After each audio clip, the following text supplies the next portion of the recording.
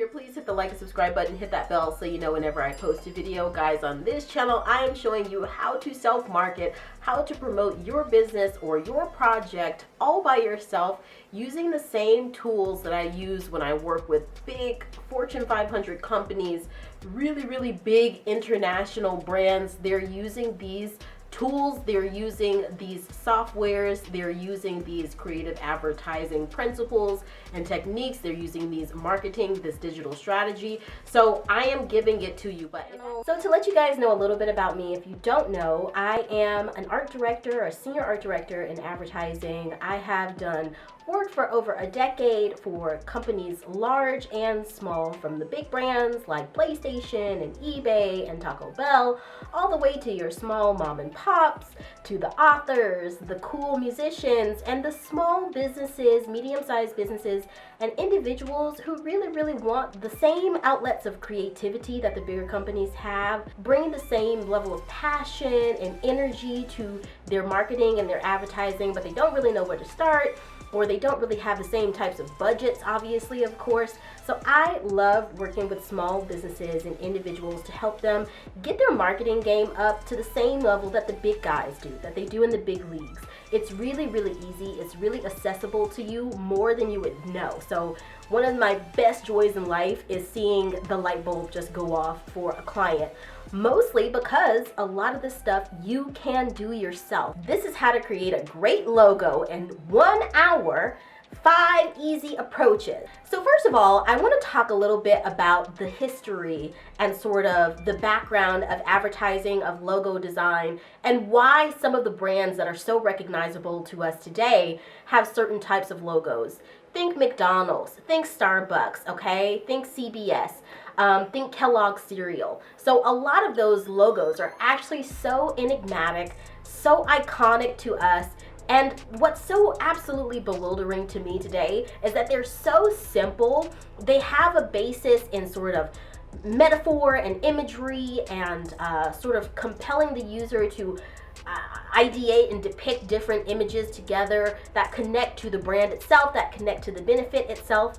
And they're just so simple. It's so good to the point of that when I look at clients today, honestly, with logo work, we just overcomplicate things a lot.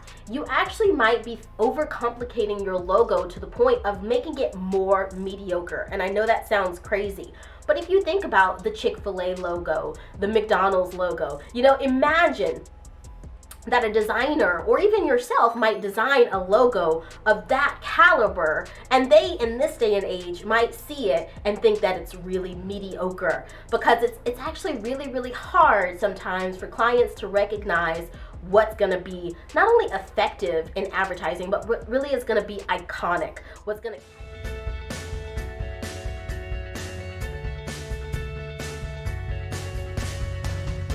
Hi there, my name is Najwa. Welcome to my channel. I'm very happy you're here. This is Self Market with Najwa. I am very excited to do a tutorial today with you to go through Photoshop's AI, Photoshop's generative fill. Photoshop's generative fill basically puts together a bunch of stuff that us designers, it used to take a long time for us to do. Now, before we get into it, my channel is all about teaching you these amazing and powerful design, creative copywriting, creative advertising, creative marketing tools, and putting them in your hands. These tools that make digital marketing and social media marketing and traditional advertising come alive today, and I'm putting it in your hands. It's so much easier than you would think for everyday average people to do what the big Fortune 500 companies that I work for, that they pour millions of dollars into doing. It's very easy, or much easier than you would think, for the everyday average person to do that for their business, for their art, for their passion project, whatever it might be. And I like to give you those tools. But if at any moment it's a little bit overwhelming for you and you'd rather just have me do it for you, you guys can schedule a one-on-one with me and we can talk about your marketing goals and what I can do for you. I will just put my email down below and we can just schedule a one-on-one. But with that being said, let's go ahead and take a look at Photoshop Generative Fill. Also, remember to hit that like and subscribe button, hit the bell so you know whenever I post a video, and I'll see you next time. Bye. Hi there, welcome to my channel. My name is Najwa. I'm very happy you're here. Please go ahead, hit the like and subscribe button if you're new here. Hit the bell so you know whenever I post a video. Today I wanted to quickly talk to you about the benefits of using InDesign.